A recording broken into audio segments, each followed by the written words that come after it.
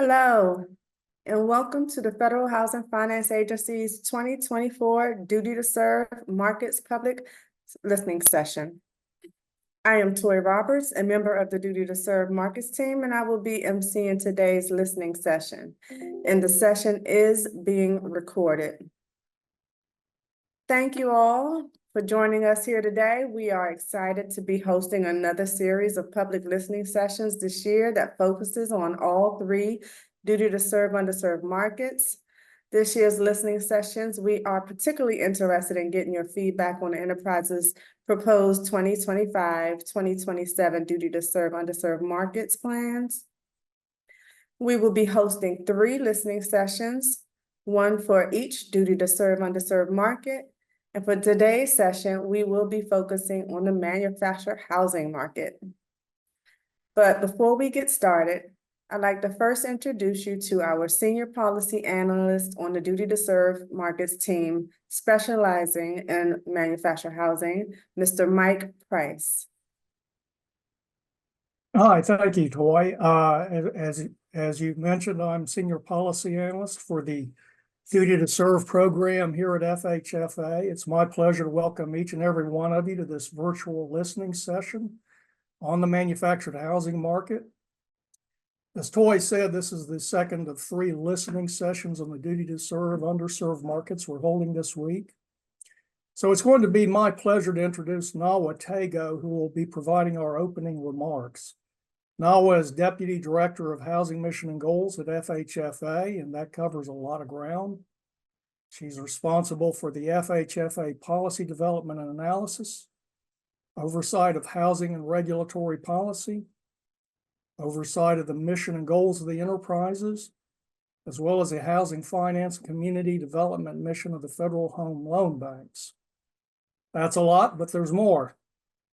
In support of FHFA's mission and the director's responsibilities, as a member of the Federal Housing Finance Oversight Board, the Financial Stability Oversight Board, and the Financial Stability Oversight Council, NAWA also oversees and coordinates FHFA activities, including data analysis, market surveillance, systemic risk monitoring and analyses affecting the housing markets and financial markets.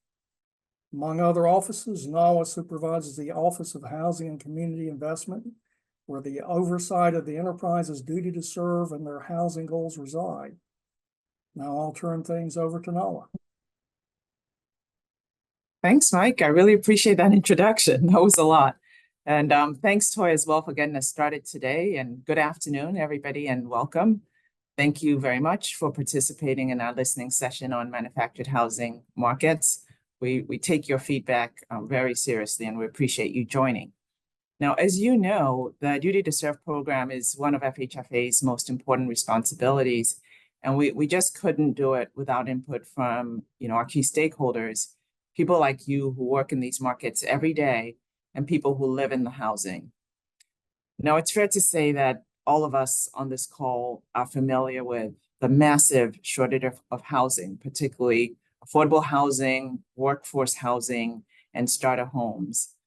Estimates of the housing shortage range from 4 million to 7 million homes. Now, a big part of the solution to the housing shortage really could be the largest supply of naturally occurring, non-subsidized affordable housing, and that's manufactured housing. So our question for you today is, what can Fannie Mae and Freddie Mac do to help this market, but doing it in a sustainable way for both homeowners and tenants, and in a safe and sound manner for the enterprises? Each enterprise has submitted to us a draft underserved markets plan for 2025 to 2027, describing the actions that they plan to take to serve the very low and moderate income borrowers in the manufactured housing market. And the plans cover both the financing of individual units and blanket loans on manufactured housing communities. Now, remember that we enter 2025 with the enterprises having had 7 years of duty to serve experience behind them. So they have a lot of lessons learned and a broad foundation upon which to build. The Duty to Serve program provides both a laboratory for experimenting with new loan features and a mechanism for purchasing those loans that meet duty to serve standards in significant quantities. And since the duty to serve plans first commenced, the enterprises together have financed 134,000 loans on single-family units and just over 229,000 pads in manufactured housing communities. And the enterprises have demonstrated that they can move the market. The tenant site lease protections, for example, which the enterprises adopted in 2019, are spreading throughout the market. So the questions I have for you today are, what is in the enterprises plans that you like, and what does this market need? And are there ways in which the plans can be strengthened? And I know a topic on everybody's mind is personal property or chattel loans. And Freddie Mac considered, but did not include a personal property activity in its draft plan. It's currently working with FHFA to evaluate the safety and soundness and viability of an initiative on personal property. So we look forward to Freddie Mac and Fannie Mae pushing further in the manufactured housing market in the coming years. And on behalf of Director Thompson and our entire team, thank you again for joining us. And I'll turn it back over to the team.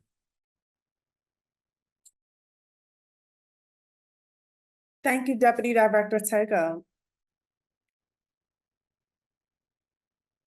All right, so before we move forward with the remainder of the agenda, I do have a few important housekeeping remarks. As you know, we have organized this webinar in order to obtain your input on the enterprise's proposed 2025-2027 Duty to Serve Underserved Market Plans. The Duty to Serve listening sessions are open to the public for informational purposes only. The sessions are not intended for media purposes. During today's session, FHFA will not discuss the status or timing of any potential rulemaking. If FHFA does decide to engage in a rulemaking on any matters discussed at this meeting today, this meeting would not take the place of a public comment process.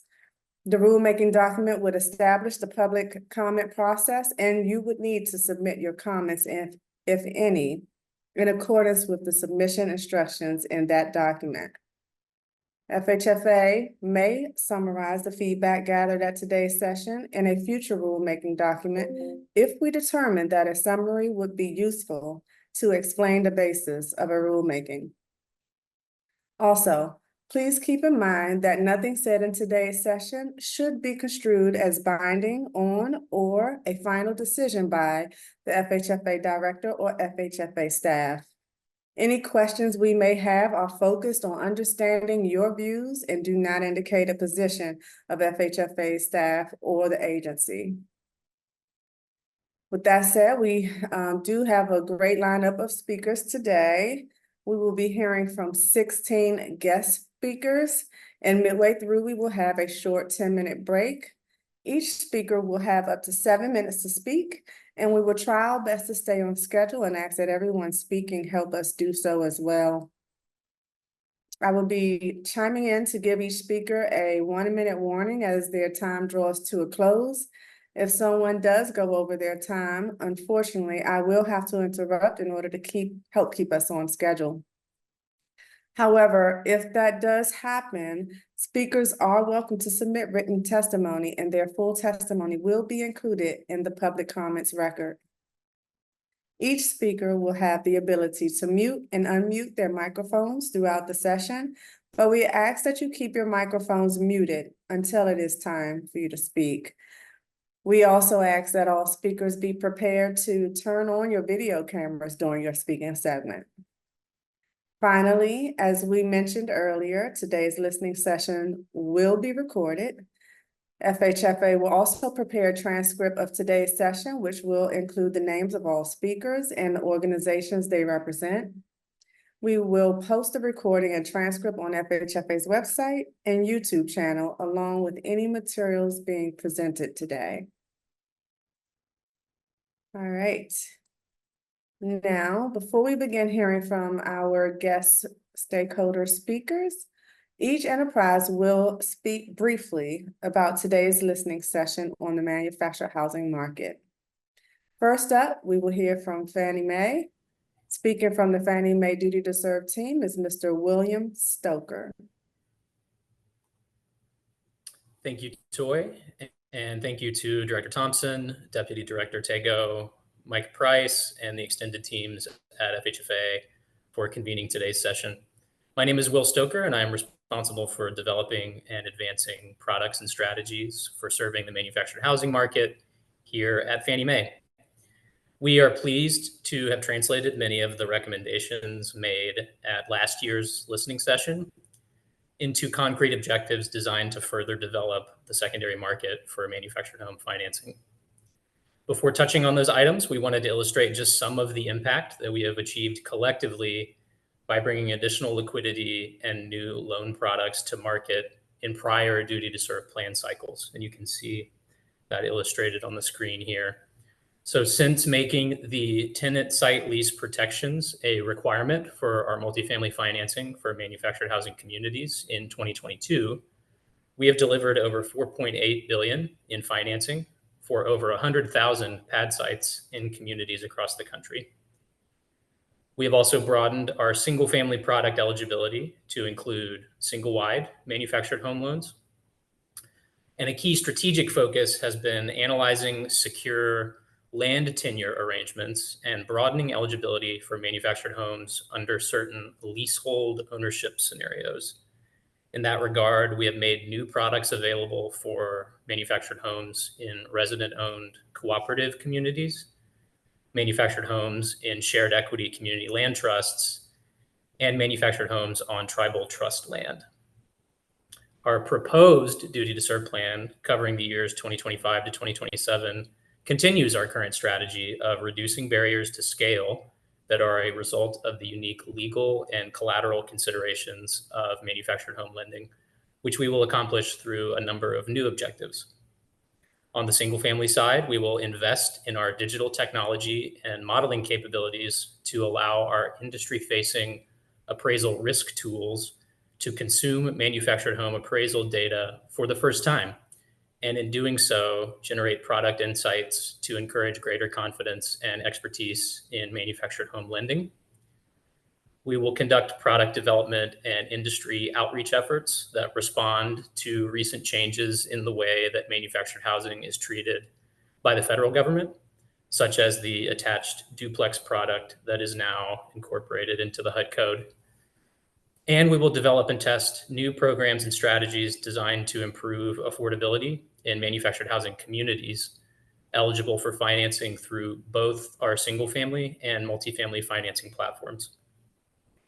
In addition to undertaking these new activities designed to expand the market for manufactured home financing, we have also committed to renewed loan purchase targets in the single family real property market and the multifamily market for communities implementing tenant site lease protections and those under non-traditional ownership. We believe our prior efforts have been successful in bringing additional liquidity to the market while also attracting new capacity, resources, and attention to the manufactured housing market. And we believe we've constructed a plan that will build on those successes over the next 3 years. Again, thank you for the opportunity to participate in today's listening session and to receive feedback and recommendations from all of you. With that, I'll conclude my remarks. Back to you, Toy. Thank you, Will. Okay, so now we will hear from Freddie Mac, and speaking from the Freddie Mac Duty to Serve team is Mr. Dennis Smith. The part of Dennis Smith today is going to be played by myself. I'm Erin Persons from Freddie Mac, and thank you, Toy, and good afternoon, everyone. I'd like to echo Will in thanking Director Thompson, Deputy Director Tego, Mike Price, and the remainder of the FHFA team, as well as all of you for participating in today's session on manufactured housing. We value the feedback you're providing today and appreciate your suggestions for how to improve on our plan before it becomes final. And we can go ahead, Jeannie, and go to the next slide. As we talk today, we'll also look for opportunities to further the conversation, and I encourage you to reach out to me directly to discuss your input in depth. Although a great deal of thought went into developing our objectives based in part on feedback received from our industry stakeholders, We welcome perspectives from industry participants and advocates across the ecosystem. Our proposed 2025 to 2027 Duty to Serve Underserved Markets Plan builds on significant progress we've made so far and maps the next phase of our continuing journey. Channeling liquidity into the manufactured housing market has always been a primary focus. As such, we'll continue to buy loans on manufactured homes titled as real property. We'll continue to buy loans on manufactured housing community properties that commit to implementing duty to serve tenant pad lease protections, which Freddie Mac pioneered. And we'll continue to buy loans on resident-owned manufactured housing communities, or ROCs. Our sharp focus on introducing and enhancing manufactured housing financing solutions has led to a wider pool of potential borrowers, as well as greater access to credit and lender participation. In the 2025 to 2027 Duty to Serve plan, we'll hope to build on that momentum. As an example, we'll explore the opportunity to develop an offering that would help address manufactured housing community residents' concerns about rising pad rents by preserving affordability through the loan agreement. We'll also work to gain insight into barriers that have limited the ROC model and our offering, and how we might help boost market growth. Another way we'll help lower barriers is through expansion of our developer capacity building programs. We're planning to add a manufactured housing focus to our Develop the Developer Academy curriculum to enable and encourage more real estate developers to use manufactured homes to create new manufactured home subdivisions, as well as provide much needed infill, especially in rural areas. To make as broad an impact as possible, we'll also reach back to Develop the Developer Academy alumni and offer the additional learning opportunity to them. As you can see on the slide, it ends with a single word without which none of this would be possible, and that word is collaboration. Whether it's with FHFA, our GSE counterparts at Fannie Mae and the Federal Home Loan Banks, or our industry partner organizations that are our boots on the ground, further collaboration is critical to keep increasing our impact in these underserved markets across the country. Freddie Mac has been making a difference every day and laying the foundation for even greater impacts in the future through our Duty to Serve program. We thank you for your contributions to our success to date, as together we make a far larger impact. We welcome your comments on our 2025 to 2027 plan and look forward to working with all of you to continue creating safe, affordable opportunities nationwide. Thanks so much, and Toy, I'll turn it back to you. Thank you, Erin, and apologies for not getting you announced instead. Let's see. Apologies. Thank you. And so now, without further ado, we will now begin hearing from our stakeholder guest speakers. And the first speaker is Rachel Siegel from the Pew Charitable Trust. Good afternoon. Thank you for the opportunity to speak today. My name is Rachel Siegel, and I represent the Housing Policy Initiative at the Pew Charitable Trust. Pew is a nonpartisan, nonprofit organization, and our initiative studies opportunities to improve housing availability and access to safe home financing. The United States faces a significant housing shortage, leading to high costs and financial burdens for many families. Despite a strong desire for homeownership, existing policies have not kept pace with the demand for affordable, smaller homes or the financing required to purchase them. Our extensive research on manufactured housing, including focus groups, in-depth interviews, surveys, and data analysis of the available financing, highlights the potential of manufactured homes to address this housing affordability challenge. However, a major key barrier is the difficulty finding affordable, safe financing to purchase these homes. Specifically, loan supply is constrained, especially for home-only personal property loans. Of all complete loan applications in which a lender made a credit decision, about 40% of mortgages and more than 60% of personal property loans since 2018 were denied. Further, the Consumer Financial Protection Bureau has shown that manufactured home loan applicants are held to higher credit standards than site-built applicants. The lack of access to credit shuts out some aspiring buyers for home ownership, leads others to purchase smaller homes in cash, and still others must resort to un or under-regulated forms of financing, such as rent-to-own or installment sales contracts. These challenges can prevent credit-ready buyers from achieving their goals of homeownership and financial stability. That said, the Federal Housing Finance Agency, FHFA, Freddie Mac, and Fannie Mae, the enterprises, are well positioned to improve access to financing for manufactured homes, thereby boosting the nation's housing supply. Now into the specifics of the Duty to Serve plans. We want to thank you for your time and attention to developing these plans. We will have more to say in our formal comment letter, but today I will focus on specifically necessary changes. Despite significant efforts, a crucial gap remains in both Duty to Serve plans: the absence of a program to purchase personal property loans, also known as home-only or chattel loans. Industry, nonprofits, advocates, and researchers all agree on the need for a program, and FHFA should take action to remedy this omission. Personal property loans are important for borrowers not only in communities, but also on tribal and private land. In fact, only half of personal property loan borrowers live in manufactured home communities. A quarter are on family or tribal land, and nearly another quarter are on their own land.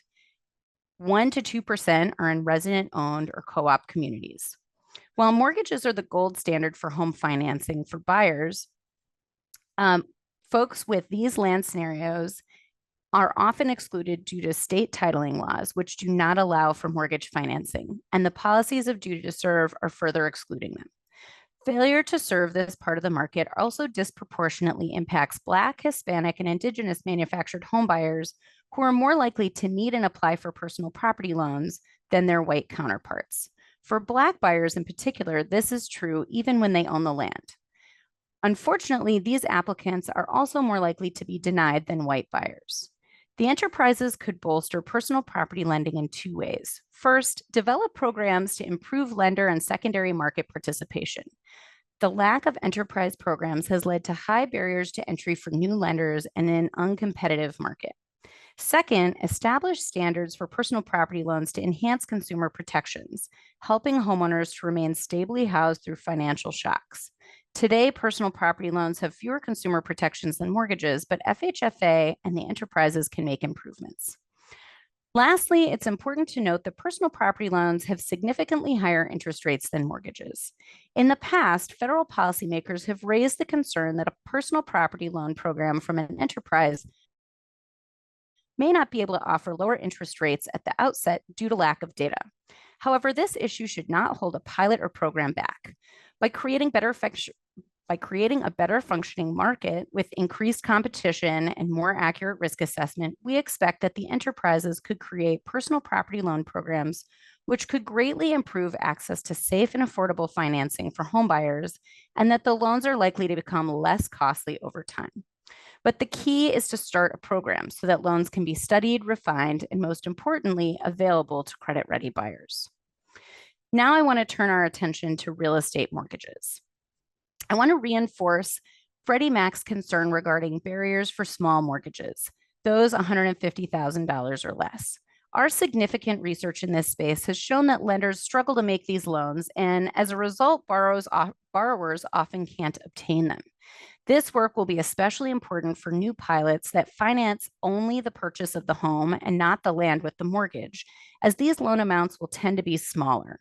We suggest that Fannie Mae consider including this in their Duty to Serve work as well, and we are happy to collaborate with FHFA and the enterprises on ways to reduce challenges with small mortgages. Now to turn to areas in need of improvement. First, both enterprises should revisit targets for mortgage purchases and include refinancing goals, but track them separately. For Fannie Mae established goals based on the last year of performance, and Freddie Mac used the average of the last 3 years of performance. But the aim should be to serve the same share as they do in the single family market. Right now, market share lags this goal, and therefore we suggest they reach 100% of that goal by 2027. For refinancing, we urge the enterprises to consider adding separate goals for refinanced mortgages. Many homebuyers have been shut out of mortgages for manufactured homes in the past, only able to get personal property loans. But new programs could better serve these homeowners. They should be included in these new pilots and programs when they could benefit from refinancing.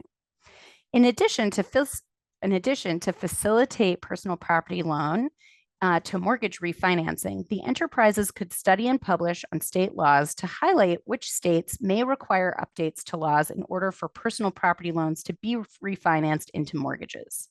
This research could help policymakers understand what needs to be changed and make appropriate corrections.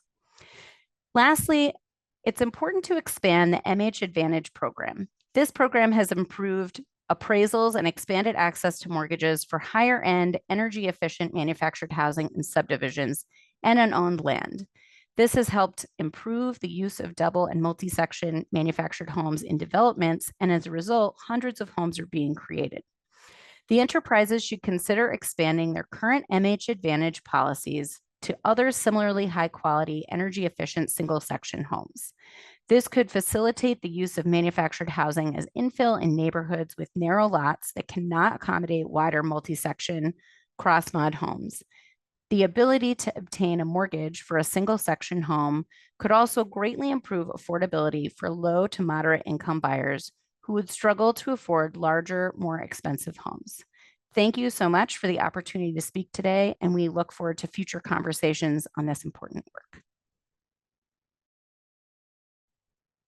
Thank you, Ms. Siegel. Okay, our next speaker is Mr. Grant Beck from Next Step Network.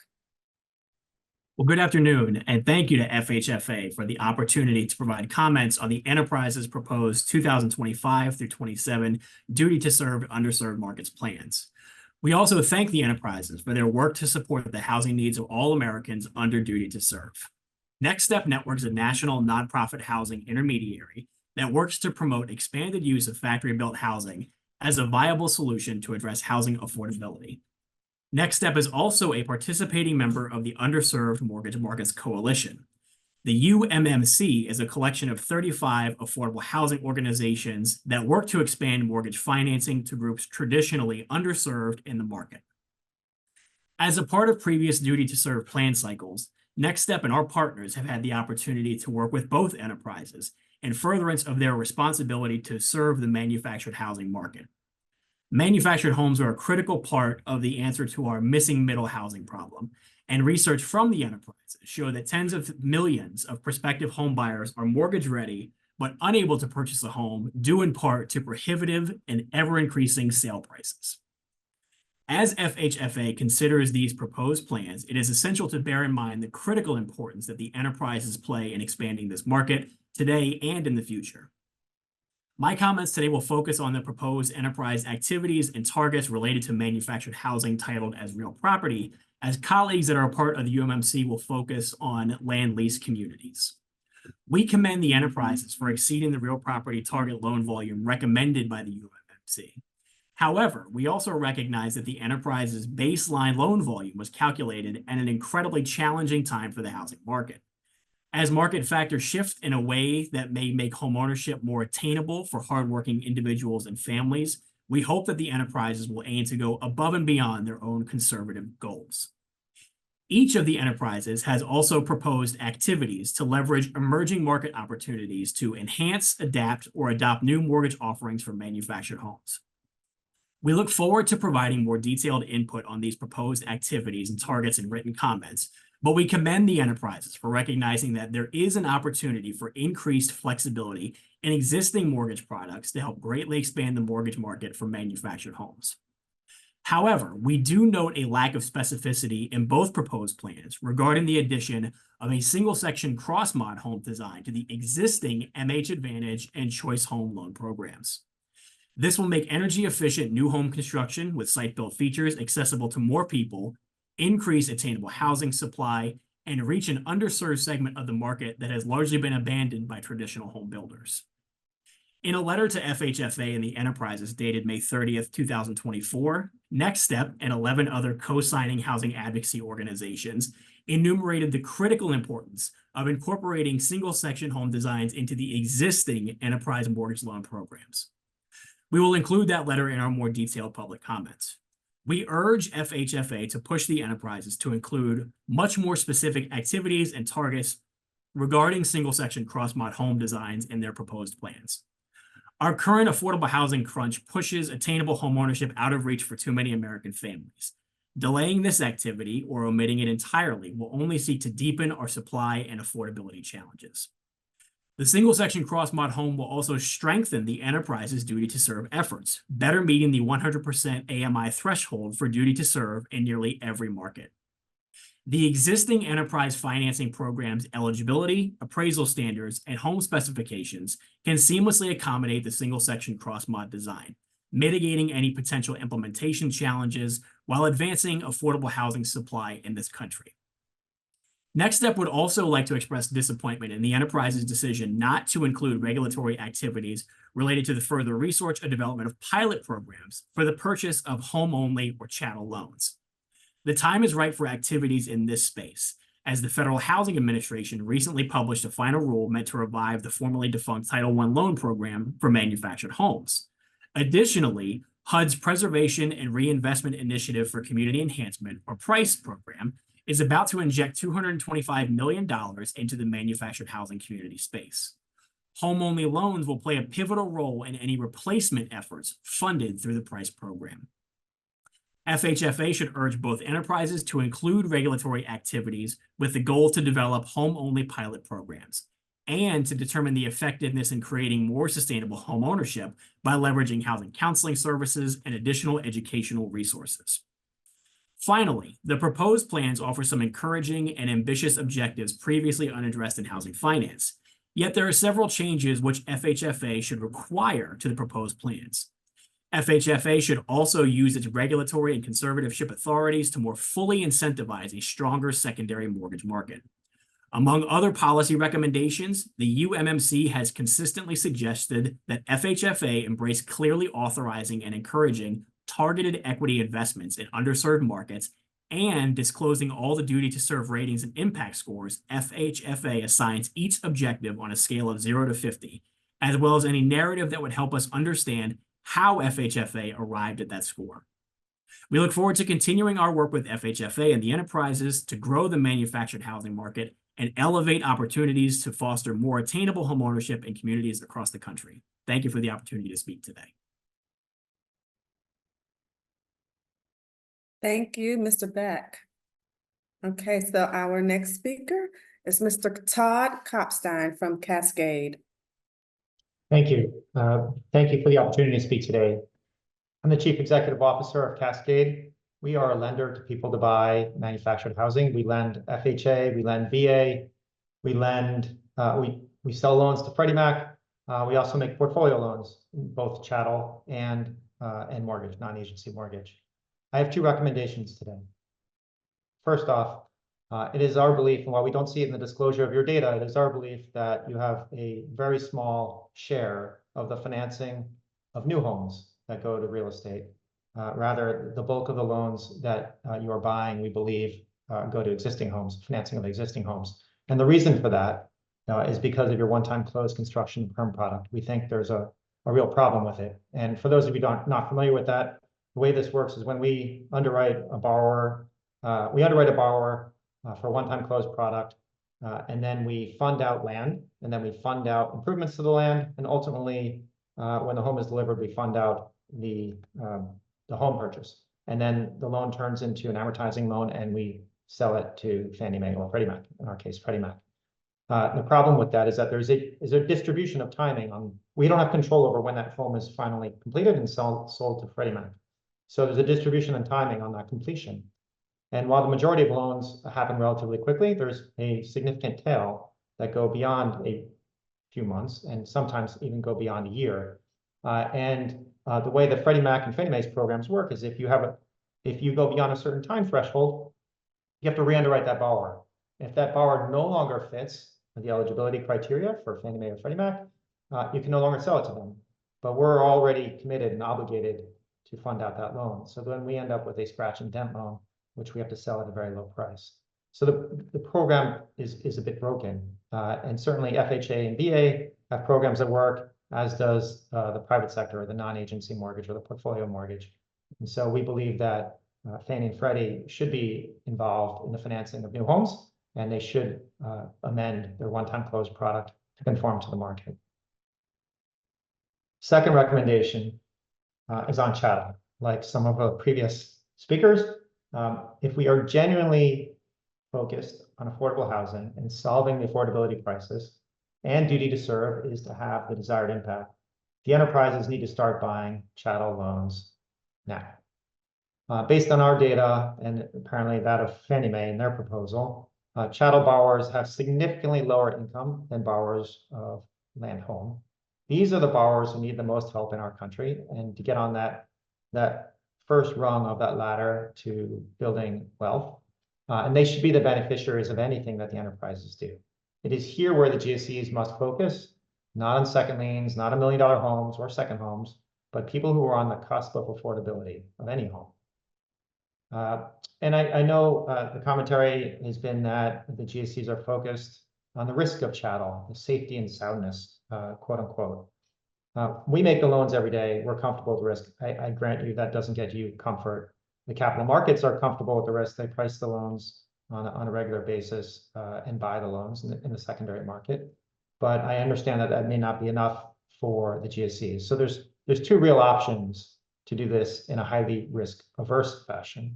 The first is simply buying chattel loans in a small pilot program, as has been mentioned by previous speakers. And the problem with this is it doesn't really move the needle. By definition, it's a small pilot program and doesn't really change the marketplace. Secondly, if my experience is consistent, the GSEs will take many years to review the data on that pilot program before augmenting the program.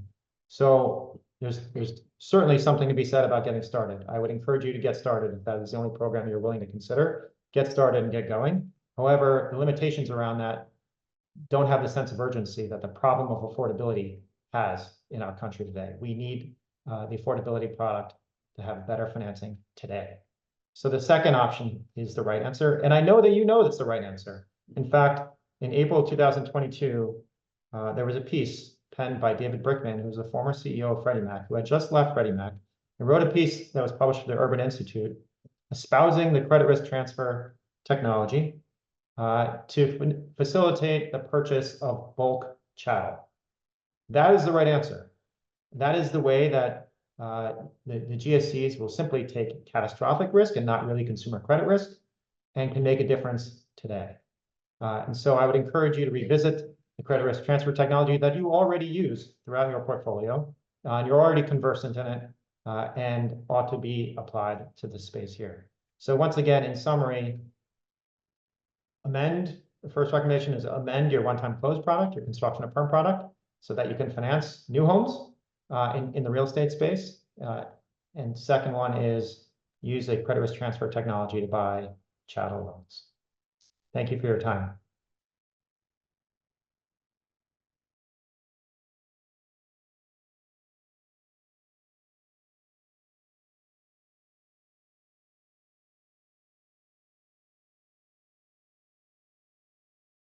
Oh, wait, you're muted.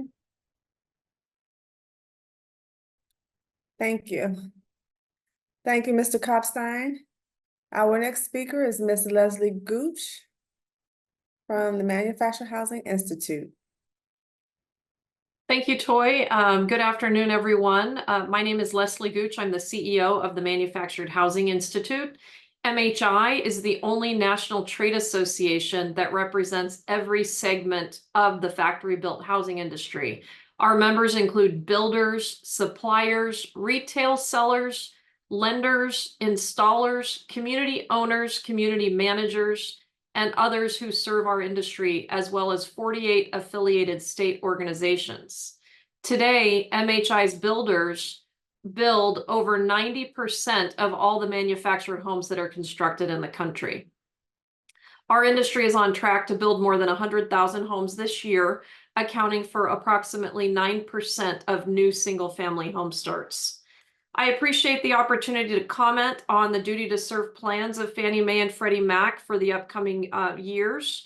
I would like to first thank Director Thompson and her FHFA team for their engagement and support for manufactured housing. We've really enjoyed the tours and engagement that we've had from the FHFA team. I think everyone here knows that there's a good reason that manufactured housing is one of the 3 duty to serve categories. We are the nation's most affordable homeownership option by far, and we're creating quality homeownership opportunities for families, and Fannie and Freddie need to be supportive of those efforts. I'd like to start by talking about land home loans. Both of the enterprise's plans boost loan volume targets for land home manufactured home loans. And as I've said previously, MHI believes that the volume of securitized real property loans could be higher, but we're pleased to see increased volume targets included in the plans. One of the barriers that needs to be addressed, though, it's the loan level pricing adjustments. For real property manufactured home loans, Fannie and Freddie both charge a 50 basis point LLPA. We have not seen any analysis done that justifies this add-on fee at that level, and we call on both of the GSEs to look at their performance data and calibrate accordingly. If the 50 basis point LLPA is not justified or it is too high relative to risk, we ask Fannie or Freddie to eliminate or revise this fee as appropriate. We also appreciate both enterprises for several policy changes and variances to its MH products to increase loan volume, and we encourage continued strategies to support real property loans going forward. For example, both enterprises have developed programs that provide conventional financing for cross-mod homes. Last year, the enterprises affirmed the potential for cross-mod homes by removing appraisal hurdles, which was a critical step. To further the impact of cross-mod homes across the country, we urge the enterprises to modify their programs to include eligibility for single-section cross-mod homes, not just multi-section cross-mod homes. This is an important improvement since quality attainable homeownership solutions are needed in high-density and infill areas that would not accommodate the size of a multi-section cross-mod home. The single-section design makes attainable housing available to a wider range of families who are not currently well served in the market today. MHI, the Mortgage Bankers Association, the Community Home Lenders of America Association, and the Underserved Mortgage Markets Coalition have all called on the enterprises to immediately implement the addition of a single-section cross-mod design as eligible for the MH Advantage and Choice Home Loan programs. And we hope to see that change made as quickly as possible because it will greatly reduce costs to consumers and establish more affordable housing options, which will help the enterprises meet their duty to serve objectives. On personal property loans, despite the HARA statute, I know you've already heard a lot about this, but the HARA statute required Fannie and Freddie to consider personal property manufactured housing loans as a part of their duty to serve. However, neither GSE has made a single personal property loan since HARA was adopted 16 years ago.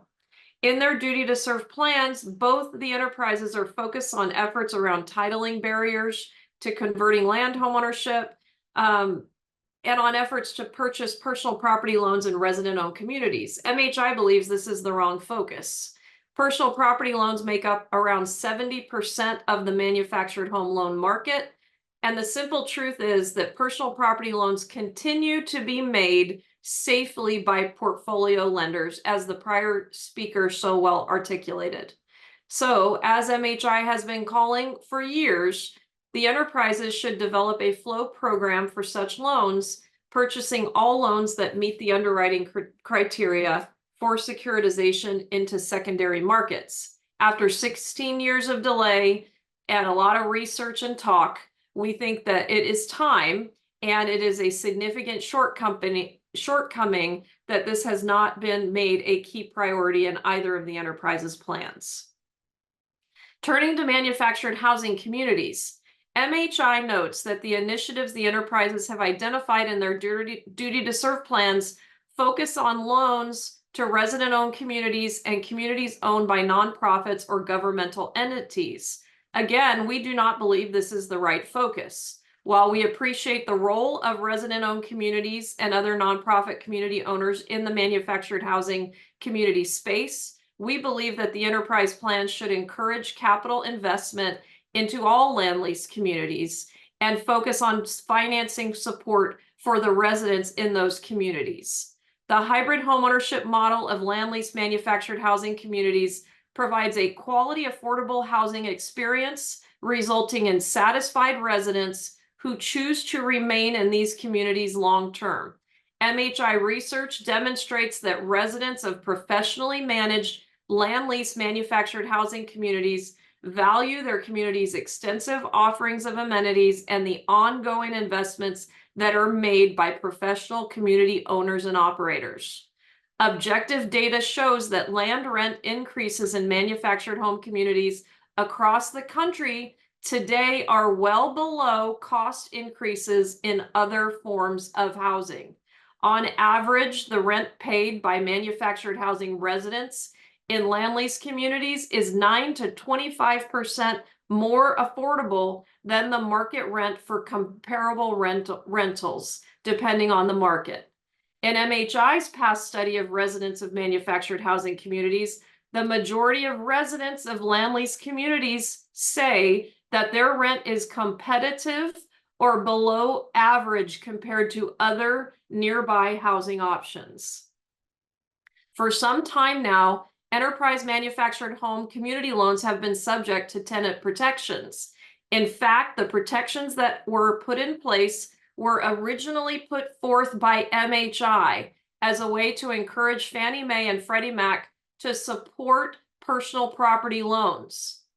The vast majority of our owners already follow these protections, regardless of whether they received enterprise loans. It's the industry norm. So rather than focusing on programs or ideas that have the impact of reducing support for land lease manufactured housing communities, we believe the enterprises should lean in to support the preservation of these communities. On the topic of community loans, MHI is disappointed that Fannie Mae shut down its innovative Duty to Serve loan program that they started in 2022, which allowed for manufactured homes communities with rental flexibilities. We're disappointed that there's no mention of Fannie Mae reviving this loan product in its Duty to Serve plan for the next 3 years, and that there's no mention of it at all in Freddie Mac exploring such an option. Increasingly, community owners are turning to affordable rental of manufactured homes in their communities, and without the rental flexibilities loan feature, the cost of the rental units themselves are not financed in the enterprise community loans. This makes it much harder to use manufactured homes for affordable rentals, including in markets where there's more demand for rentals than homeownership. In closing, MHI members appreciate Fannie Mae, Freddie Mac, and FHFA's attention to affordable manufactured housing, and we look forward to working with all of you as the enterprises implement their Duty to Serve plans. Thank you. Thank you, Ms. Gooch. All right, so I'm afraid we are running a little ahead of schedule now with some speakers unable to speak today. We have next on the agenda, Mr. Josh Silver. We will hear from him tomorrow at tomorrow's Affordable Housing Preservation session. And then Bo Smith, we heard from him yesterday at our rural housing session. And so we'll continue to move on with the agenda, but we think at this time we'll go ahead and just break before we get to the next speakers. So right now it is 1:48 p.m.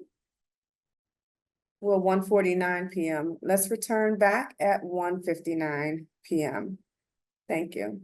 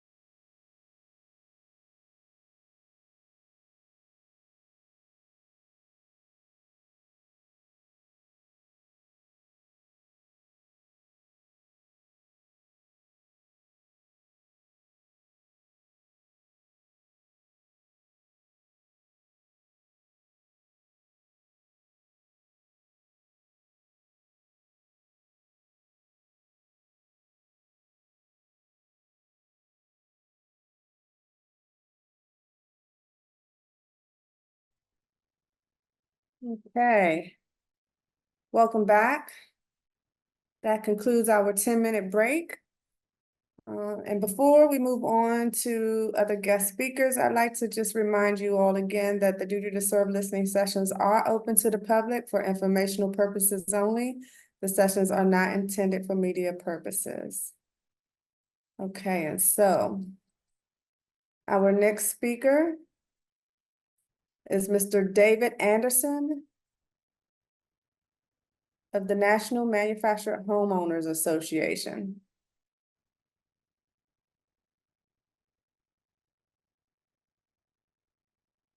Okay. I think we'll go ahead and just move on to the next speaker and circle back to Mr. Anderson. So our next speaker is the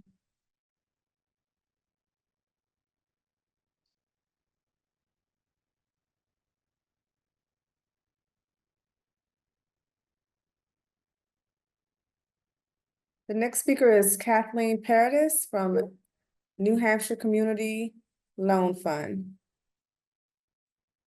Good afternoon, and thank you to FHA for holding this listening session and the invitation to offer comments today.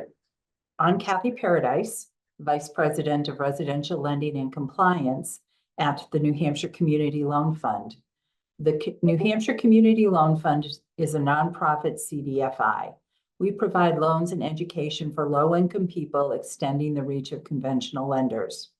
With a 41-year track record, our longest and strongest strategy at the New Hampshire Community Loan Fund is to transform the manufactured housing sector to better serve people with low incomes by financing both resident-owned communities and the individual mortgages for manufactured homes. We focus on manufactured housing because it's among the most affordable homeownership options, yet can fall through the cracks in the federal housing picture. This is especially true in New Hampshire, where the average home price is now over $500,000. That is well beyond the reach of the low-income families who are shut out of home buying, but desperately need affordable housing. We applaud the actions that the enterprises are taking and feel that these are great first steps, but there is always more to do. The Community Loan Fund has over 20 years of successful lending on manufactured homes in resident-owned communities and on their own land. The data we have speaks to the success of our financing. Our loan losses have shown that a loan portfolio of manufactured housing performs as well as conventional loan portfolios. Those long-held misconceptions that manufactured home losses are greater, that the properties don't appreciate, or that there isn't data to support factual conclusions needs to be parked on a shelf so that all can move forward with advancing financing for manufactured housing. However, there are still gaps in the manufactured housing financing programs offered through the enterprises. By not offering cash-out refinances for debt consolidation, manufactured homeowners are being unfairly denied access to their home's equity. This prevents them from making much-needed repairs or being able to consolidate debt, options available to single-family homeowners. Borrowers taking cash out of a property to better their financial picture should be allowed on all financial property types. We are encouraged to see that the enterprises are considering how to make infill efforts more successful. The lack of financing to install new homes is also a large gap in the system. As the new HUD energy codes are implemented and the existing manufactured housing stock ages, there is a need for loans so the new homes can be placed and older homes replaced. The Community Loan Fund has been actively involved with infill and replacement because of the need to keep the housing stock not only affordable, but we want our borrowers to have safe housing. We also agree that education for partners in the industry is crucial. Appraisers can benefit from specialized training in the features of manufactured homes. Title attorneys need to be fluent in the title challenges that can happen with manufactured housing and how to clear them. While it is preferable to convince states to move to real estate titling, creating a personal property loan with strong lease protections that mirrors a mortgage would be a good first step to demonstrating that manufactured homes are good financeable options for housing. Underwriters need to understand that manufactured housing and manufactured housing borrowers successfully to make credit decisions. Not every borrower is going to fit in a neat box. We urge really looking at where these borrowers are and meeting those credit needs. Our manual underwriting process is incredibly effective. Over half of our borrowers don't have a credit score. They're good borrowers. We just need to work with alternate credit to demonstrate repayment histories. Working with underserved borrowers means that the human touch in underwriting is critical. Understanding the need for safety and soundness, we recommend researching what options are available to purchase pools of seasoned loans to prove the viability of manufactured home loans and add liquidity to the markets. We're happy to see that Fannie Mae is exploring options for expanding the preferred ROC financing program, but we believe there is still room for improvement. We have dedicated one employee to work with the resident-owned communities in New Hampshire to become Fannie Mae approved. Two of the barriers to becoming a preferred ROC are that communities with park rent delinquencies and infrastructure issues are not eligible. Many older homes still have wheels, hitches, and axles attached to them. ROC boards are reluctant to spend cooperative funds on an approval process that not all residents can benefit from. Finally, sharing of data from all stakeholders is also critical to the success of these underserved market plans. We are thankful that the enterprises are considering newer, more relevant data to demonstrate that manufactured housing is a valuable asset class. That includes listening to what works, pivoting from what doesn't, but also keeping agile as needs change and as the data changes. We have learned that data from a decade ago isn't relevant to today's borrowers. Our 21-year history of lending to over 1,700 borrowers for almost $102 million shows that data demonstrating successful lending on manufactured housing is available. Keeping that data fresh and readily available to make policy decisions will be important going forward. The enterprises have changed their criteria over the years, and manufactured housing will need to have the same thoughtful evaluation. Lastly, keeping these conversations going and listening to each other to see what works and what needs changing. We thank you for the opportunity to comment, and we look forward to seeing these market plans put in place.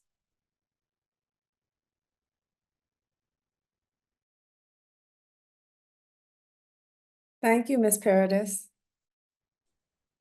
Okay, I'm going to circle back to an earlier speaker that we were expecting, Mr. Bo Smith from the Cornerstone Home Lending.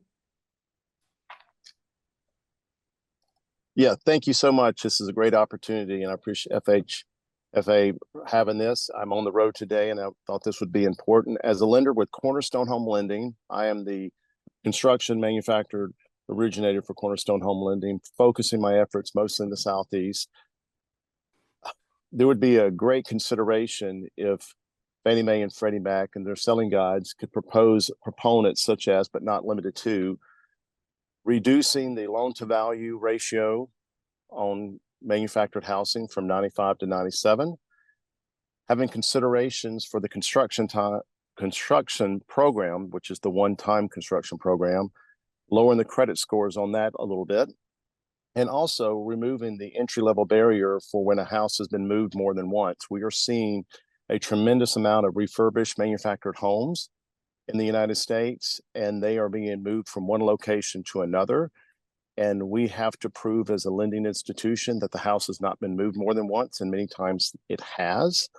And that is an entry-level barrier for someone to buy a home because it's been moved. They have to seek outside lending portfolio lenders to assist them, which cause higher interest rates and much larger down payment.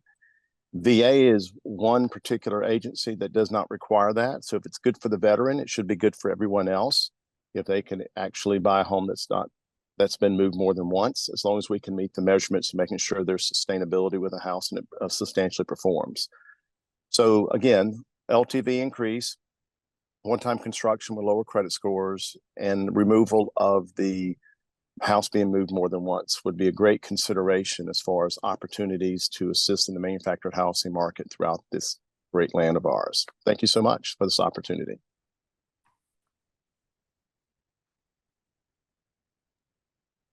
All right, thank you, Mr. Smith. Okay, and I'm going to call on, circling back again to one of our earlier speakers, Mr. David Anderson from the National Manufactured Homeowners Association. Thank you very much. I offer these comments on behalf of National Manufactured Homeowners Association. NMOA exists to promote the rights and interests of 22 million people living in 7 million manufactured homes around the country, including nearly 3 million who live in manufactured home communities. We appreciate this opportunity to provide comments as the enterprises move into the 2025 to 2027 market plans. Manufactured housing is obviously significant as a source of unsubsidized affordable housing, as well as access to home ownership, in part because of the extreme affordability. In 2020, the median income served by manufactured home ownership was $38,000, and by manufactured home rental, the median income was $28,000. The homes have obviously improved significantly over time with improvements to the HUD code. Unfortunately, the most significant barrier facing consumers in accessing high quality, deeply affordable housing and home ownership is financing, which obviously we're here talking about today. And there continue to be challenges both for the individual home buyer and the manufactured home community. Because the homes have traditionally been classified as personal property rather than real property, buyers have historically been left with the option of high-cost, poor-quality chattel loans. As a result, 2/3 of manufactured home loans are classified as high cost, with rates as high as 9 to 10% and terms as short as 7 to 18 years, which makes loans for manufactured homes 7 times more likely to be considered high-cost loans than site-built loans. This has the unfortunate set of ramifications of leading consumers to buy cheaper, older model homes, in part because those are then affordable when purchased for cash, which happens 33% of the time. And so obviously, it's disappointing not to see a significant and robust chattel loan program being put forward by the enterprises. That in the absence of that, the trends in home ownership are predictable and foreseeable, despite the continuing improvements in home quality. The other underserved portion of the manufactured housing market is obviously availability of those 3 million residents who reside in manufactured homes and manufactured home communities. This provides an extreme level of affordability in terms of housing and access to home ownership, but it creates vulnerability because they own their homes, they don't own the land, and as a result, they can be displaced through a land sale for redevelopment or simply priced out. Of the 45,000 estimated manufactured home communities in the US, only 2.4% are currently resident-owned. And while the enterprises are very active in purchasing manufactured home community loans, only one of the 493 loans provided in 2023 were for a resident-owned community or ROC. The combined plans for the enterprises appear to suggest moving forward an average of 2 loans per year, both of which both sets of numbers are below what is being done without the involvement of the enterprises. And so this isn't really adding. And in fact, maybe instead supporting an increase in problems that these communities face, in that it's, as documented in articles, Washington Post and elsewhere, The communities are increasingly being purchased by equity firms, institutional investors, national chains, often with the support of those other 492 federally backed loans.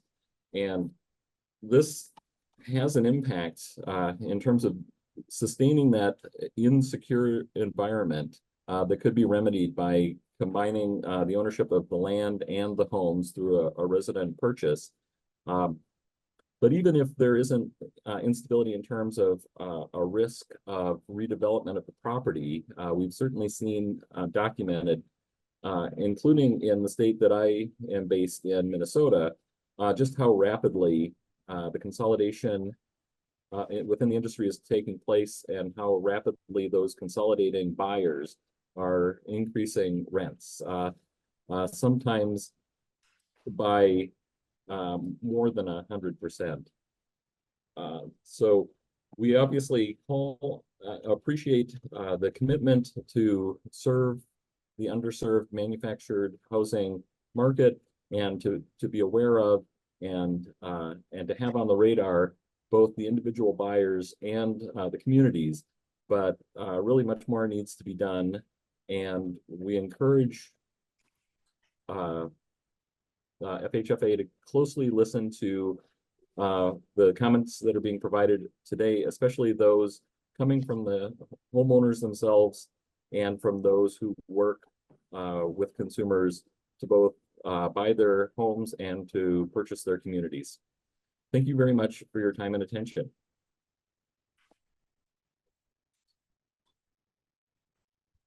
Okay. Thank you, Mr. Anderson.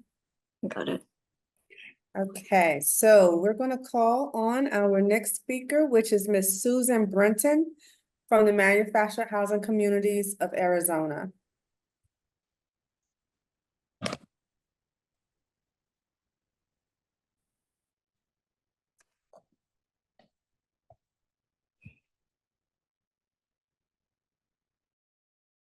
Susan, you're on mute. Good afternoon. I'm Susan Brenton, the Executive Director of Manufactured Housing Communities of Arizona, or MHCA. We are an organization representing the owners and managers of the manufactured housing communities. I've held this position now for 21 years, and prior to it, I was Executive Director of the State Manufactured Home Owners Association, representing the owners of the homes for 19 years. Or 18 years, excuse me. First, I would like to thank FHFA for allowing me to speak today, although I have to admit I was kind of surprised since they know that we've been warning our members about FHFA financing for the past couple of years. And there are a couple of important reasons why we've been warning the members. And it's the tenant lease protections that have been adopted by Fannie and Freddie. They're brought up a lot, especially at our conventions and educational seminars. We've been encouraging our members and our non-members to review them very carefully, particularly the ones allowing all residents to sublet homes and having to give residents 60 days notice of any sale of a community. First, the subletting. I found that that was an interesting addition to the tenant lease protection, since prior to their addition, Fannie would not loan on any manufactured housing community, which included more than about 25 or 30% of the homes as that were for rent. Many community owners have found out someone subletting a home just doesn't take as good a care of it as an owner would. And so many of them have not allowed subletting for years in their communities. The 60-day notice of the sale of a community can also just serve to upset residents. I know because I used to represent the Residents Association here in Arizona, and I would get the call. Susan, we have a problem in our park. We have a new owner.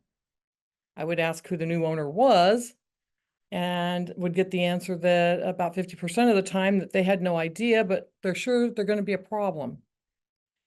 Do you know, why do the residents need to know? Besides that, you give them 60 days notice, and especially with today's high interest rates, there's a fairly decent chance of the sale falling out.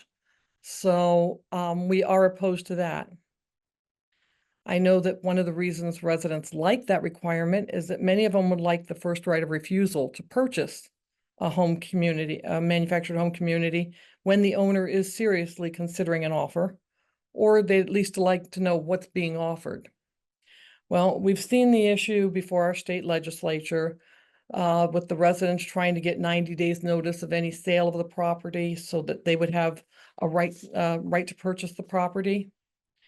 And it hasn't passed our state legislature yet. First, we believe this is a taking of property under Arizona state law. You're interfering with the right of private persons to contract. And secondly, during that time period, while the residents are trying to decide whether to purchase the park or not, the price is there's probably going to be a reduction in the price of the property because the sale's on hold. I would just like to know, or I'd just like to point out to all residents that almost every community is always for sale. You just have to offer the right price. And if the residents are truly interested in purchasing their community, they should also start speaking to the owners now. I know we've heard a lot about soaring rents in Arizona in particular, not just in the manufactured housing communities, but all rental housing. I know that Fannie and Freddie were asked to look at rent control as another TLP. And, I'm proud to report that in most of Arizona's manufactured housing communities, the rent plus the house payment is typically below the amount you would pay for a comparable home anywhere else or anywhere nearby. It just doesn't require the hefty down payment that you would have to pay for site-built home plus land. And many of our communities are willing to accept those with lower credit ratings and or other issues. We also believe that Fannie and Freddie should also start looking at chattel loans. We would like to see this happen. I know that they were looking a couple of years ago. I hope that they will continue looking, and I hope that they will review their tenant lease protections and consider the efforts that their actions have had on affordable housing in the United States. Thank you.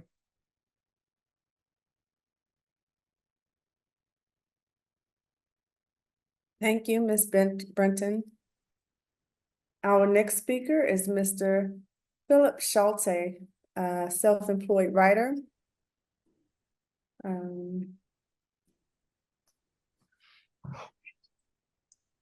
Mr. Schulte? Yeah. Mr. Schulte? Yes, hello? Yes, we can hear you. Can you turn on your camera? It says they're locking it. It says the host has locked it. It says it's locked. Okay. Okay, we're working on that. Sorry, there you are. We see you.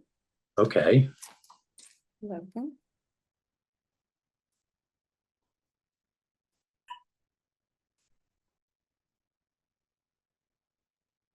You can go ahead and proceed, Mr. Schulte. Oh, okay. Good afternoon, and thank you for having this public listening session. My name is Phil Schulte. Even though I have an extensive experience in the public sector and manufactured housing, I'm speaking for myself rather than for any organization. What I'd like to add to the discussion this afternoon is to talk a little bit about the duty to serve law and just give you some feedback as to how I see the success or lack of it in terms of achieving the objectives of the duty to serve law. Specifically, the law was designed to serve manufactured housing as one of three particular areas and to initiate new loan products and flexible underwriting standards for these loans. So if we look at the 20 to 25 to 20 to 27 duty to serve plans, we can see that for the majority of manufactured housing home loans that are purchased and financed in the United States, we have not had any new loan products and no flexible underwriting guidelines have been issued. This is especially disappointing given the fact that in the previous Freddie Mac plan, there was provision for a pilot program of 1,500 to 2,000 loans to start this process forward and get additional financing opportunities for these people. The other underserved portion is resident-owned communities. And as has been previously noted by one of the other speakers, in 2023, there was, I think, 1 or 2 loans made for these types of loans, while there were nearly 500 loans made for non-resident-owned communities. That's a very small percentage, and I think it's could be improved on with some additional effort on the part of the enterprises. The second area I'd like to talk about is other activities that could have been undertaken by the enterprise. The enterprises are some of the largest financial institutions in the world, so I can understand that their world is their world, but there are other organizations that are undertaking activities that I think could be used in partnership or coordination with them. One of them is the Federal Home Loan Bank System, which has 71 community development finance agencies, of which Rock Capital USA is the most noteworthy one in terms of this market. But I think there's opportunities to grow the amount of financing for resident-owned communities through partnerships or joint activities with the members of the Federal Home Loan Bank System and the Federal Home Loan Banks. As also was previously noted, there was a new HUD grant that has been issued for preservation and reinvestment of manufactured home communities. And some of those communities that are receiving these grants and these investments, I think would be excellent opportunities for additional financing for manufactured housing communities. So by looking a little bit more broadly at other activities that are undergoing in affordable housing and financing, there may be other opportunities to improve the situation for these underserved borrowers without necessarily having to do the loans themselves. The last area I'd like to talk about is the FHFA rules and safety and soundness. There has not been a release of the Freddie Mac feasibility assessment of the manufactured housing personal property market, nor has there been a detailed description of the agency's evaluation of this market. So it's difficult for people from the outside to see what exactly are the major problems with beginning a chattel loan manufactured housing program. As Mr. Kopstein has said, you know, there are people doing this in the marketplace. And in my public comments, I included data from the largest manufactured housing lender and their activity over the last 4 or 5 years. They hold over $20 billion of personal property loans in portfolio. They have a delinquency rate stabilized of around 4%. And the non-performing loans in that portfolio are about 50 basis points, or 1 out of every 200. In addition, if you look at the success of Rock Capital USA, they've made over 110 loans and they haven't had a single default. So I don't think that the safety and soundness aspects of this are an unsurmountable barrier. And I would ask the enterprises and them to look at this again and see if there aren't some ways to move forward. The last thing I'd like to talk about would just be a sort of a simple thought exercise, I guess. And that would be to move the clock forward to 2027. And now it's been almost 20 years since these duty to serve amendments have been passed. And we all want to look and see what has been the success of the duty to serve effort in terms of the most underserved components, which are personal property loans and REO or ROC community loans.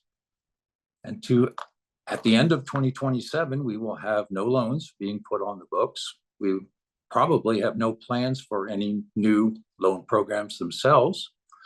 We don't have anything on flexible underwriting guidelines. So the question becomes, is that adequate?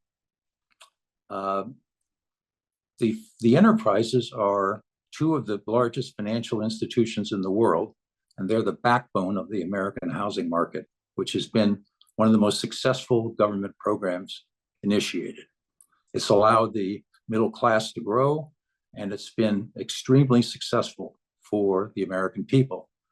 I would like to hope that we can begin to open up a similar effort of a successful chattel loan program and enhanced resident-owned community program for very low and moderate income families so that they can enjoy home ownership and the same success.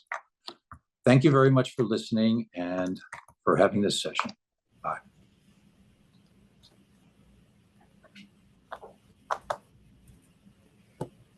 Thank you, Mr. Schulte. All right, so our next speaker is Mr. Mark Weiss of the Manufactured Housing Association for Regulatory Reform. Mr. Weiss? Yes, thank you very much. My name is Mark Weiss, and I'm President and CEO of the Manufactured Housing Association for Regulatory Reform based in Washington, D.C. Our organization represents the views and interests of independent producers of federally regulated manufactured housing. MHARR was an original and active proponent of the duty to serve mandate with respect to the manufactured housing market. And as such, we've called consistently for the full and robust implementation of DTS within the manufactured housing sector. Unfortunately, though, today, some 16 years after the enactment of the DTS directive, and continuing for another 3 years if the current 2025 to 2027 proposed plans are approved, the enterprises will have provided absolutely no secondary market or securitization support for the vast bulk of the manufactured housing consumer finance market represented by personal property loans. This ongoing failure is inconsistent with the purposes and express terms of the duty to serve and is simply unacceptable. At a time when housing affordability in the United States is at an all-time low, and the nation desperately needs millions of affordable homes, including affordable starter homes, according to economic analyses published by the enterprises themselves. It's unconscionable that the enterprises and FHFA by extension, in the face of a specific congressional directive, would fail to serve at all the most affordable sector of the nation's most affordable type of home ownership. According to the latest available U.S. Census Bureau data, and that's from 2022, the average sales price of a mainstream HUD code manufactured home is $127,300. That's 23% of the average sales price of a site-built home, including land, and 29% of the average sales price of average site-built home without land. Further, as I've noted in multiple past listening sessions and in multiple rounds of written comments to FHFA concerning DTS, the vast bulk of the mainstream manufactured housing market is financed through personal property or chattel loans. Again, according to the Census Bureau data, the proportion of manufactured home purchases titled and financed as personal property since 2014 has varied within a narrow range between 73 and 80%. According to the latest data, the proportion of personal property loans is 73%, still nearly 3/4 of the entire manufactured housing market. And because these homes are not financed together with land, most often being placed within land lease communities or on otherwise unencumbered property, the cost to purchasers is significantly lower, not only than comparably sized site-built homes, but also the more costly real estate titled manufactured homes that the enterprises have catered to thus far under DTS. And just as an example of that, FHFA and the enterprises recently made a great deal of their support for a new manufactured housing development in Maryland.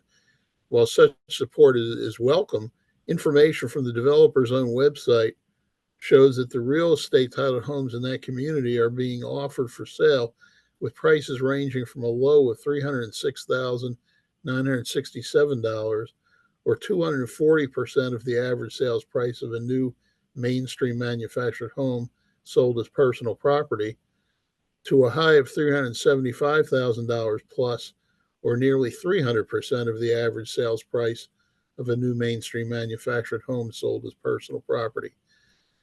What should be evident is that these homes of a type strongly favored by the enterprises for support under DTS and FHA are more comparable in cost to an average site-built home than a mainstream HUD code manufactured home financed as personal property. Consequently, while they're more affordable than site-built homes generally, they are not as affordable as mainstream HUD code manufactured homes financed as personal property, and that's particularly the case for lower and moderate income consumers that should be served by the enterprises. Consequently, the current DTS policy of the enterprises and FHFA leaves the most affordable segment of the manufactured housing market and the single largest segment of the HUD code manufactured housing market, finance of personal property consumer loans, totally unserved, in direct violation of the DTS mandate, which specifically includes personal property homes within it, loans rather, within its scope. And the impact of this to the industry and the lower and moderate income consumers have both been very damaging. It's undisputed that interest rates on manufactured home personal property loans are higher than those for real estate loans currently, but that those higher rates are attributable in part to the higher risk retained by the portfolio lenders that provide such consumer financing. Conversely, it's also undisputed that secondary market and securitization support for such loans by the enterprises under DTS, if it existed, would result in a lower retained risk, lower rates, and a corresponding reduction of the cost burdens borne by purchasers, which would lead to higher production and sales levels. The validity of this connection between financing costs and production levels is illustrated by the performance of the manufactured housing market from the fourth quarter of 2022 through the entirety of 2023.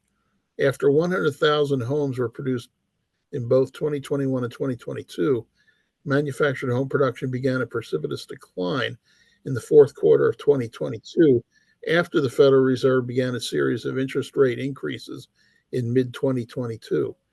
With interest rate increases continuing through July 2023, the HUD code market, which is extremely price sensitive, continued to decline, concluding 2023 with only 89,000 plus homes produced, a 21% annual decline over 2022.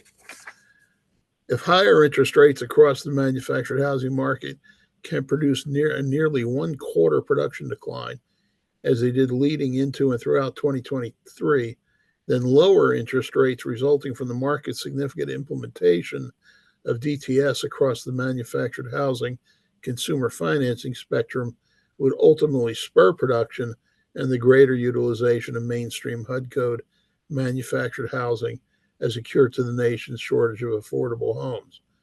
Yet both enterprises continue to snub DTS, snub Congress, and snub American consumers of affordable housing by outright refusing to include manufactured housing personal property loans within their implementation of DTS. This needlessly drives consumers into higher than necessary rate loans. This failure is inexcusable. DTS is clear and unambiguous in its inclusion of manufactured housing personal property loans. That duty must be carried out to its full extent.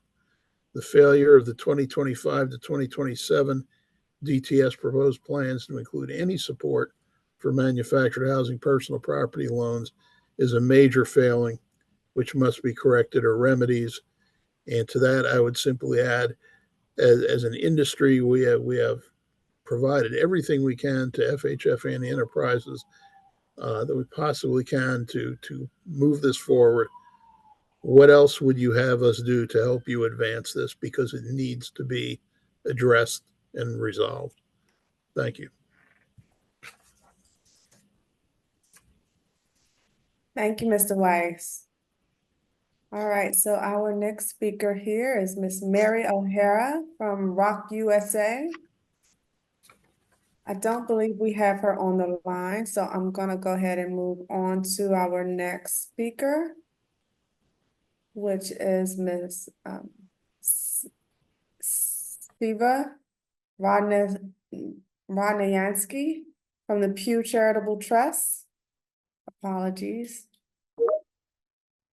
Okay, so it looks like she's not on the line. Okay, so we'll just go on to the next speaker, Miss Sandra Overlock from the Manufactured Home Federation of Massachusetts. Hi, thank you. I'm president of the Manufactured Home Federation of Massachusetts. We're a nonprofit resident organization that helps different residents' communities. And I also live in a resident-owned community. We need more available mortgages to be able to have residents to be able to purchase the homes. The homes are getting more expensive, and the only loans available right now at this point are personal loans for a 10-year period. This makes it very hard for someone to purchase a home. We need at least a 20 to 30-year product to be able to enable more available low to moderate affordable housing available. There are no offers of Fannie Mae or Freddie Mac loans by lenders around here. Living in a resident-owned community and on the board, this makes it very difficult for us to fill our empty lots and residents to sell their homes. Our local bank has been working on a product to be able to offer a 20-year commercial loan at this point because it's a leasehold properties, and they're working on other products to make it more affordable for us to help fill our lots. Residents have also expressed concerns of wanting something like a home equity loan that stick-built homes have. There's a lot of older homes that they want to fix, put new windows, doors, roofs and stuff on, but they can't afford to do it. Our concern with the loans, if they're treated like real property, is will the cities and towns want to tax them like a stick-built house, which would make it unaffordable at that point, having to do that.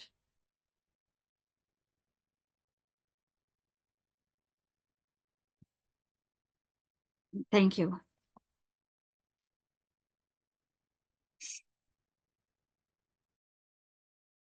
Thank you, Ms. Overlock. Okay, so I am going to circle back to Ms. Seva Rodnayansky from the Pew Charitable Trust. No comment. Oh, I'm sorry, Mr. Seva Rodnayansky? No comments? Okay. All right, so and I believe we don't have Mr. Kyle Taylor Lucas on the line from the Resident Action at Western Plaza, MHP. Okay, so our next speaker is Mr. Tony Kavach, but speaking for him, we were gonna have our very own Marcia Behringer read his remarks.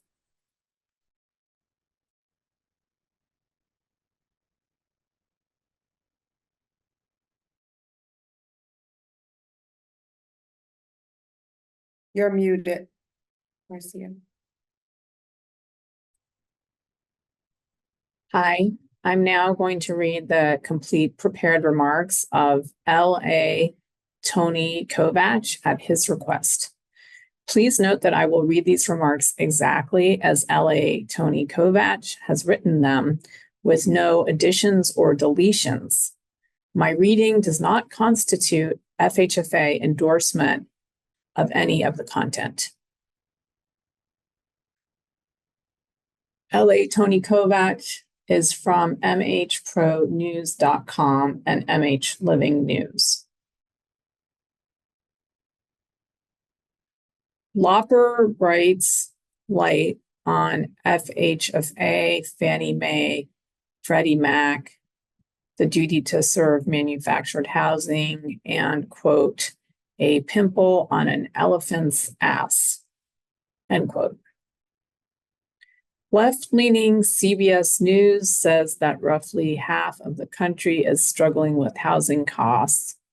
Like it or not, there is no sense among tens of millions of Americans that the federal government has not been responsive to the will of the people, nor to the rule of law.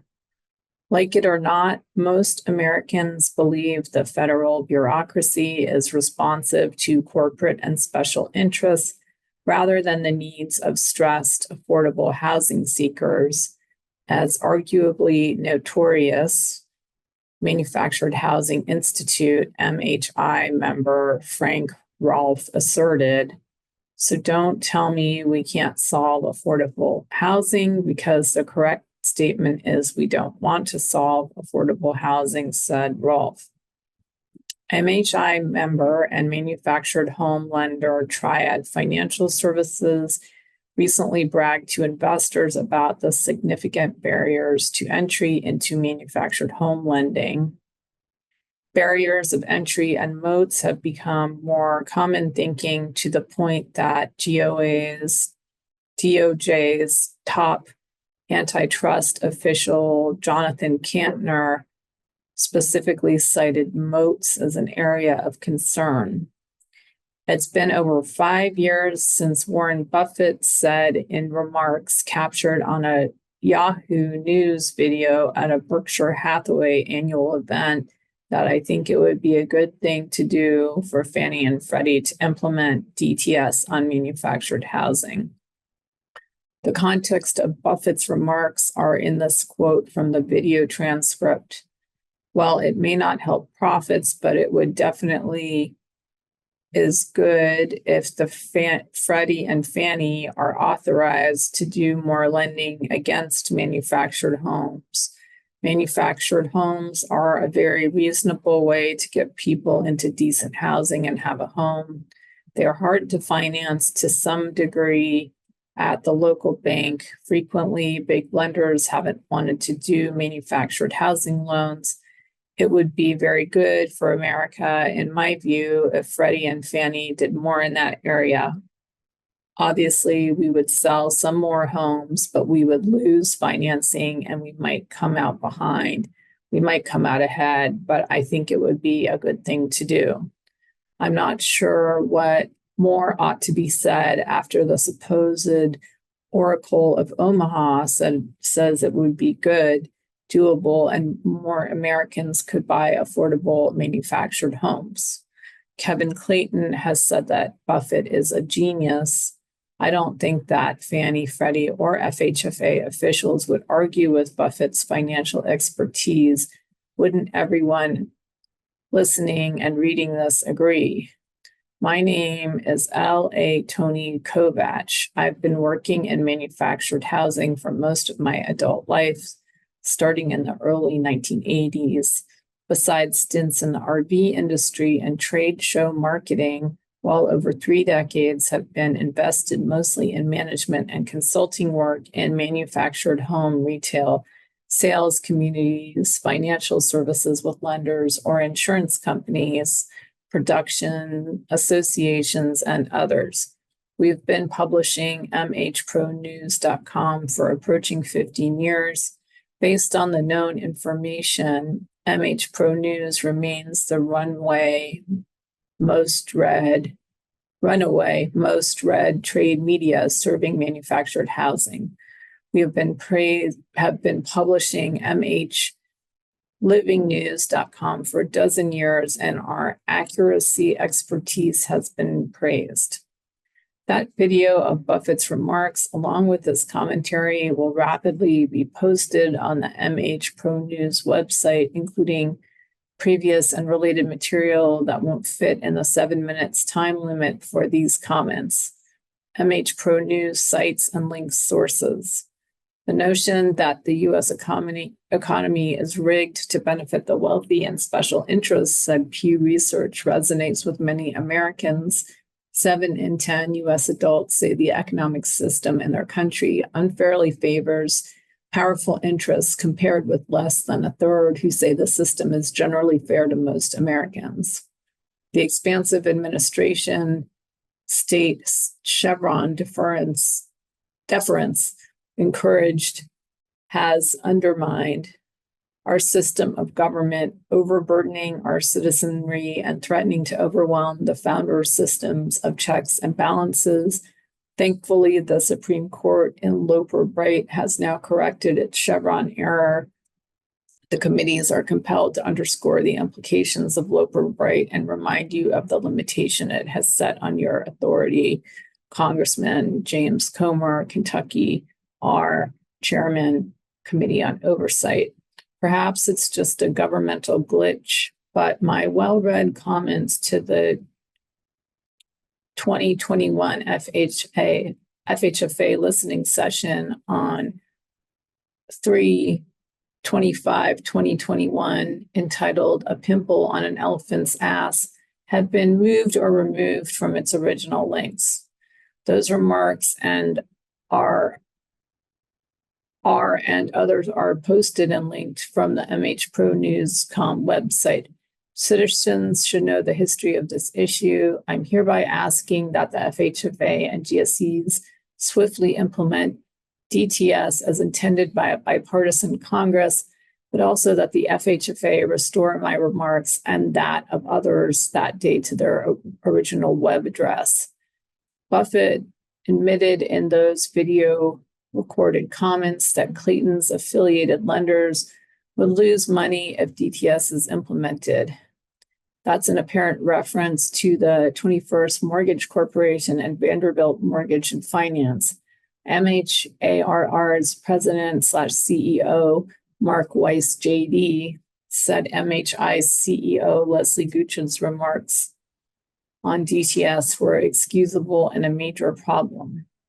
Doug Ryan, while at CFED/Prosperity Now, accused MHI and Clayton of thwarting DTS implementation. Several pro-consumer groups are on record asking the FHFA to implement DTS on single-family chattel manufactured home loans. Isn't it troubling that corporate interests get DTS credits for financing land lease communities? George McCarthy with the Lincoln Institute said consolidators of manufactured home communities are making living in manufactured home communities less affordable after those loans are made. Paltering, posturing, deception, and misdirection have all been addressed before. What matters aren't mere words, which aren't followed up with measurable performance. I don't think the IRS would give me 15 years to get something done if they asked. I grew up in an era where we learned the Constitution, the Declaration of Independence, and their meaning. So I get it why members of Congress are starting to address SCOTUS's Loper Bright decision with federal agencies. I certainly hope and pray appropriate letters to HUD and FHFA are among those which will be forthcoming. It would be great if public servants actually did what they're supposed to do without being forced into doing it. The charade about duty to serve is over. Buffett spoke. It's doable. There are no good excuses for not having a robust chattel lending program for mainstream single-family manufactured home loans facilitated by the GSEs. See MH Pro News for these and prior remarks, linked evidence, and details. Here conclude the complete prepared remarks of L.A. Tony Kovach. Please note that I read the remarks exactly as L.A. Tony Kovach has written them, with no additions or deletions. My reading does not constitute FHFA endorsement of any of the content. Thank you. Thank you, Marcia, and thank you, Tony Kovach, for your remarks. This now concludes our listening of hearing from our guest speakers. And so now to give closing remarks, I'll hand it back over to you, Marcia. Thank you, Toy. I wanted to take a minute to thank all of our presenters today for sharing their comments and for the audience for attending today's session. Please note once again that today's Duty to Serve listening session is open to the public for informational purposes only. The session is not intended for media purposes. I want to give a big thank you to everyone who spoke today. We really appreciate the diversity of views expressed on the manufactured housing market. We will take, as Nawatego said at the beginning of this listening session, we will really take all of the comments that we heard today, as well as the comments posted on FHFA.gov into consideration. Please do consider submitting written comments on FHFA.gov by the August 12th deadline. Also, you're welcome to check back in the coming days to find videos and transcripts from today's listening session and the others we are holding this week. I want to, in particular, thank my colleagues at FHFA, Toy Roberts, for rolling with the punches today when we had speakers who didn't show up. And thanks also to Natalie Krings and Fong Short and Jeannie Shattuck-Lemons, who are doing a great job behind the scenes. We look forward to continued collaboration with all of you and look forward to the listening session tomorrow on the affordable housing preservation market. Toy? Thank you, Marcia. And thanks again to all of our guest speakers and for all of you who joined and listened in on today's listening session. Our comments will be posted on our website soon. And remember, you can also submit, just like Marcia just said, you can submit written comments on the enterprise's manufactured housing market activities on our website through August 12th. We look forward to getting your feedback and thank you again.